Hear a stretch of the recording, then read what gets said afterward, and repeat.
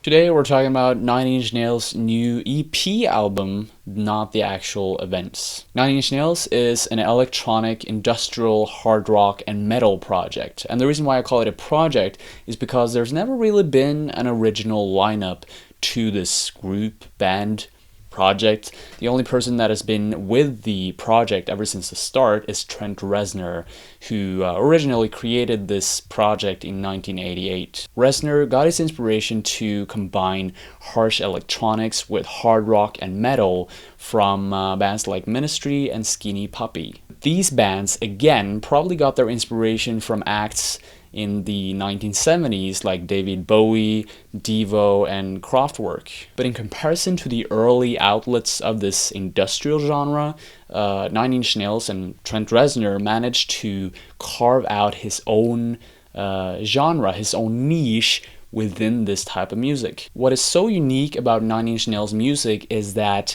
it's so dark, it's so gloomy, but at the same time, they manage to bring out a melodically and compositionally rich sound. You see, Trent Reznor wanted to combine his intensive and dark sound with many of the elements that we find in popular music. And you can hear this if you listen to tracks like We're in This Together, Closer, and Copy-Ova. Nine Inch Nails' most recognized album is The Downward Spiral, and this is a concept album where we follow the story of a man who is kind of deconstructed and destroyed by going through this downward spiral. It's an album that explores themes like depression, mania, sex, drugs, isolation, violence, anger, and anything that could possibly draw you into the dark side of life. It sounds very absurd, very extreme, but trust me, it's a beautifully, beautifully crafted record that you just have to listen to. These extreme topics that I talked about are repeated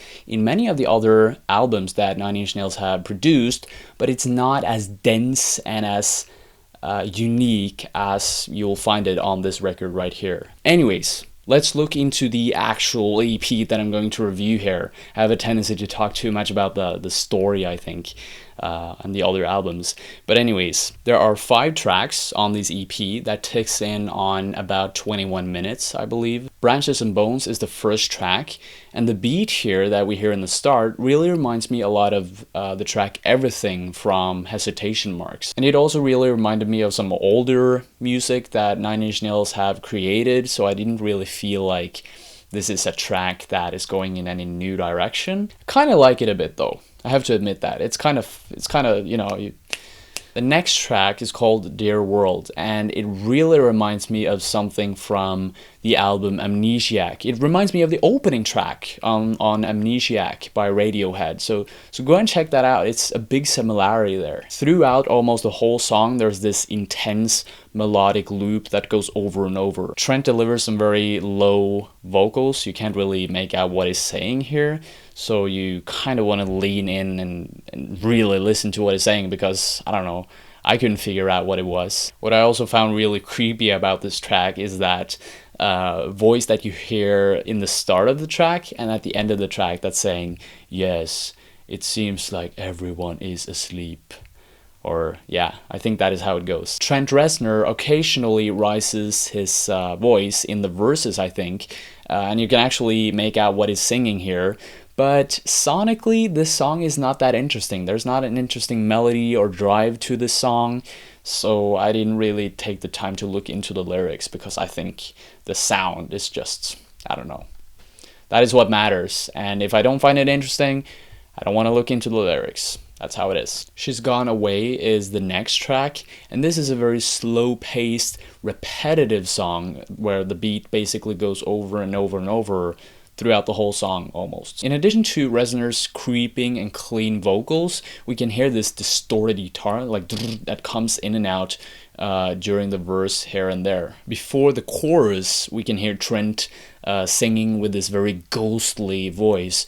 She's gone, she's gone, she's gone away.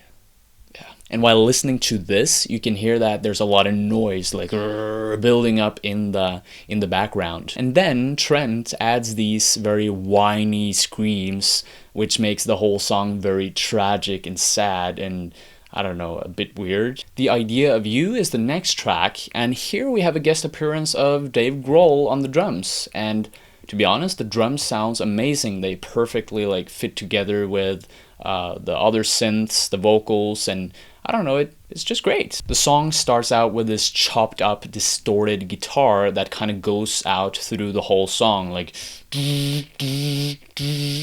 It's very, very static, and yeah. Much like Branches and Bones, this track reminds me a lot of what Nine Inch Nails gave us when they released With Teeth. But the difference is that it's much more refined, much more simplistic in this case. The song is very basic, it's straightforward from start to finish, bass, drums, guitars, vocals, that's it. In terms of the song structure, this song is very, very strict, straightforward, traditional, and it also follows this good old Nine Inch Nails tradition of going from noisy to just more noisy. It's a good track, but again, it's nothing special. Burning Bright is the last track on this EP, and it's very sluggish, very slow-paced, and lo-fi-ish, and it kind of reminds me of some of the slower and more calmer tracks that you'll find on the Downward Spiral. Trent's vocals seems to be like swimming in the soup of all of this instrumentation and noise, and to be honest, it doesn't sound like he's singing. It's more like a loud ranting. The verse is then alternated with a much stronger chorus. It has a stronger and more prominent sense of the melody in it. Reznor's singing is actually coming through in a much clearer way here, because this wall of noise is kind of just teared down. With that in mind, I don't feel like the chorus or the verse or the whole song in general was any interesting. It sounds like material that has been reassembled in like a half-assed way, and that is not what I want from a Nine Inch Nails record. I mean, the more I talk about this album, the more you probably understand what I feel and what I think about it. And, you know, a lot of these tracks had a kind of a drive to them, like Branches and Bones, Their World. They were kind of interesting, but at the same time, as I told you before, it feels like this is recycled material that Nine Inch Nails and Trent Reznor could have made much, much better. This is not a quality effort from Nine Inch Nails in my view. I mean, listen to the Downward Spiral, Pretty Hate Machine, or With Teeth, and you'll probably get what I'm talking about here, alright? So I would compare this album to a squash, carrot, and orange juice smoothie. It's okay. It's not that good. It's alright. AKA a 5 out of 10. So what do you think about this album? What do you think about Nine Inch Nails? Leave a comment below and let me know. And also subscribe if you like music just as much as I do. Alright? Take care. Bye.